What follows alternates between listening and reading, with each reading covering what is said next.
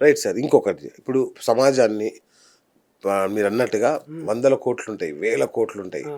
Luxury కార్లుంటాయి, మనశ్శాంతి ఉండదు. ఉండదు. ఇంట్లో ఎప్పుడు కష్టాలు, కన్నీళ్లు, బాధలే ఉంటాయి. అవును సార్.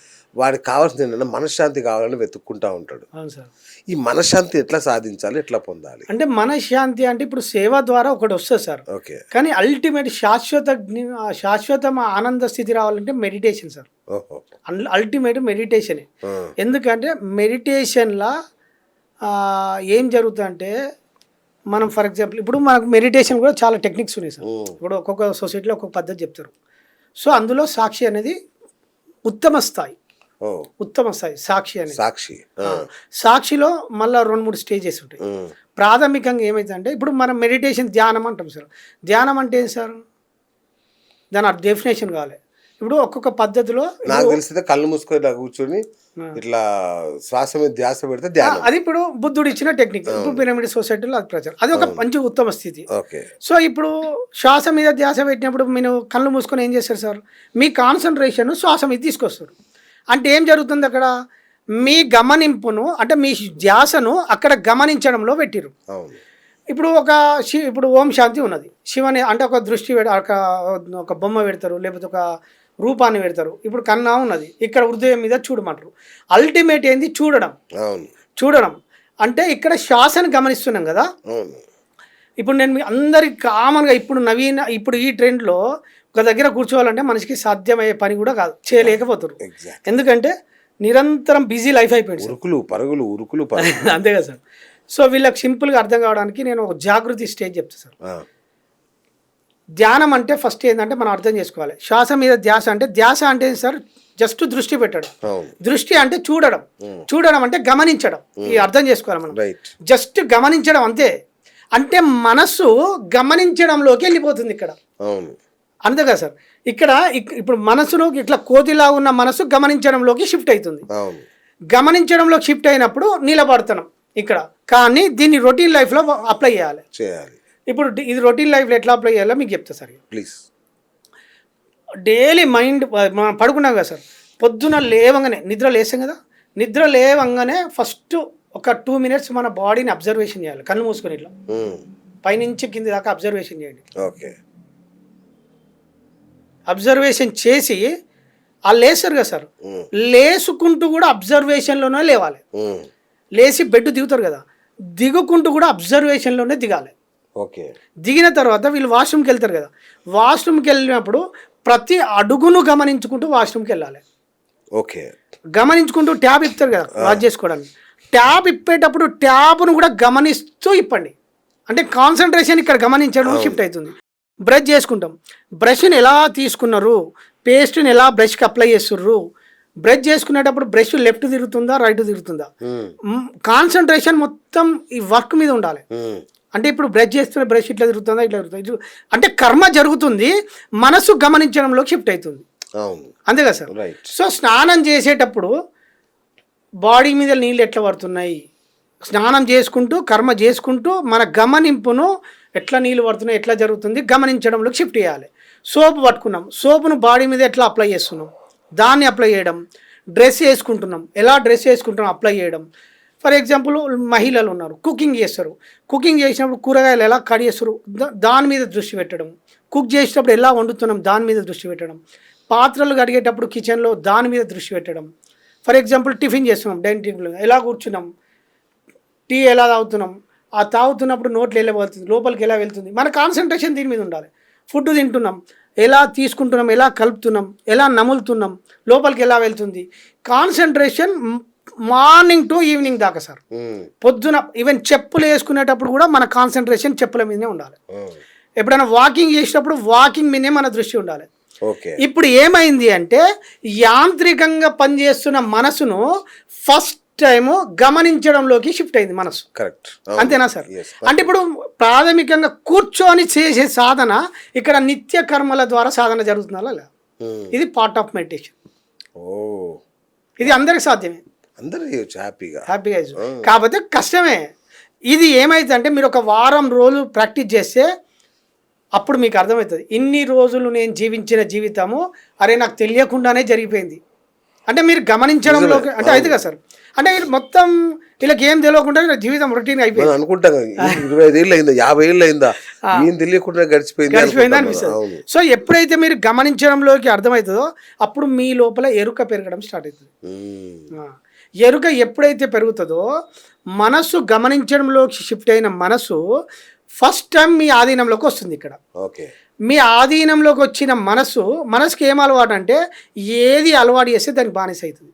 అచ్చా. ఓకే. ఇప్పుడు గమనించడం అలవాటు చేసాం కదా, దీనికే బానిస అవుతుంది.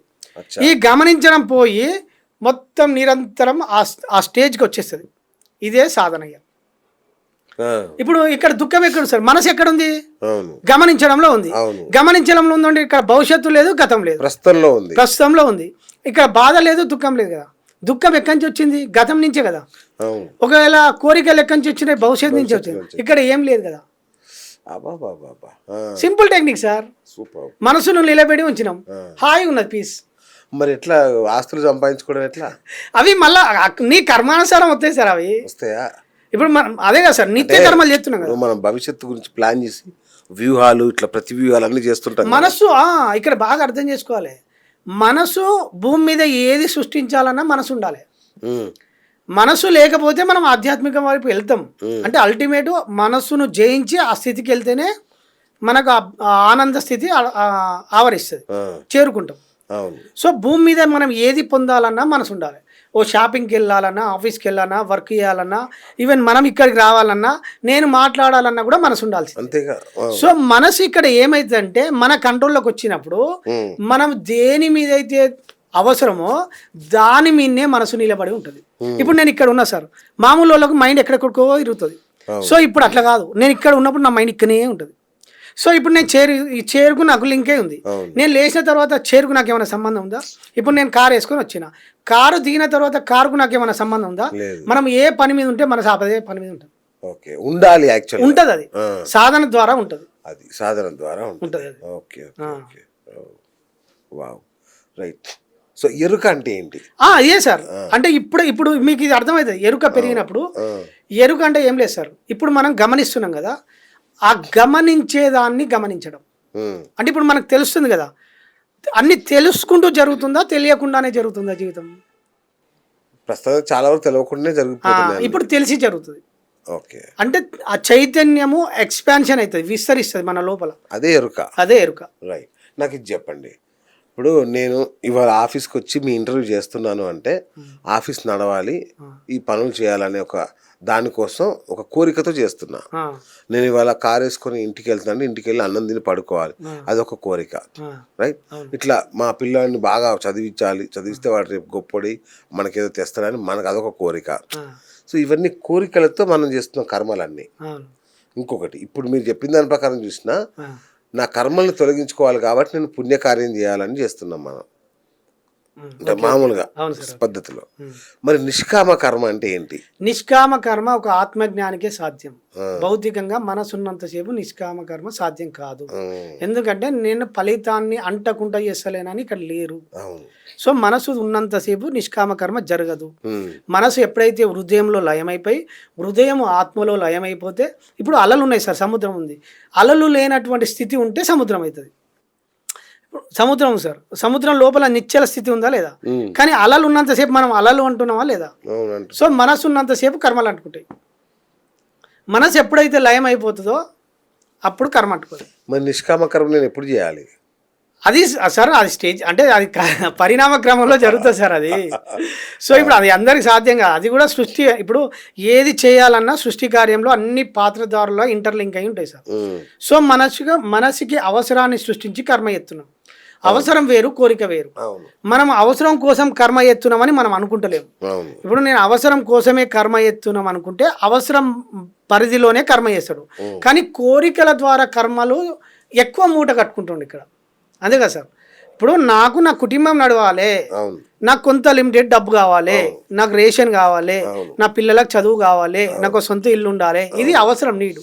ఈ అవసరం కోసం చేసే కర్మలను మర్చిపోయి 20 కోట్లు 100 కోట్లు విల్లాలు, ఇది దుఃఖానికి. ఇప్పుడు నాకు షిఫ్ట్ కారు ఉన్నది, బెంజ్ కారు కావాలనుకుంటే కోరిక అవుతుంది. ఇప్పుడు నా అవసరం కోసం కారు ఉన్నది, ఇది అవసరం. నీ అవసరానికి మనకు ఏదైతే అవసరమో అవసరం కూడా మన కార్యంతో చేపించి పుణ్యం ద్వారా మనకు సమకూర్చబడుతుంది. ఓకే, నిష్కామ కర్మ అంటే అట్లా ఏంటి సార్? నిష్కామ కర్మ అంటే ఫలితాన్ని అంటకుంటే చేసే కర్మ నిష్కామ కర్మ. అలాంటివి ఏమైనా ఉంటాయా? ఉంటాయి సార్, కానీ అది ఒక ఆత్మజ్ఞాని, ఒక యోగికే సాధ్యం. ఆత్మస్థితిలో ఉన్న వ్యక్తి మాత్రమే చేయగలుగుతాడు. ఇప్పుడు మహాభారతంలో శ్రీకృష్ణుడు ఉన్నాడు సార్, దాన్ని సాక్షి రూపంలో గమనిస్తూ చేసిండు. ఆయనకు భవిష్యత్తు తెలుస్తుంది సార్. ఇప్పుడు అభిమన్యుడు చనిపోతాడని తెలుసు, కానీ పద్మవ్యూహంలో పంపించిండా లేదా? అవి ఆయనకు తెలిసి పంపించిండా లేదా? అంటే ఇప్పుడు ఆయన ఏం చేసిండు అంటే సినిమాలాగా చూసిండు. అంతేగా మనం అట్లా మన జీవితాన్ని కూడా సినిమాలాగా చూస్తే అప్పుడు కర్మ అంటుకోదు.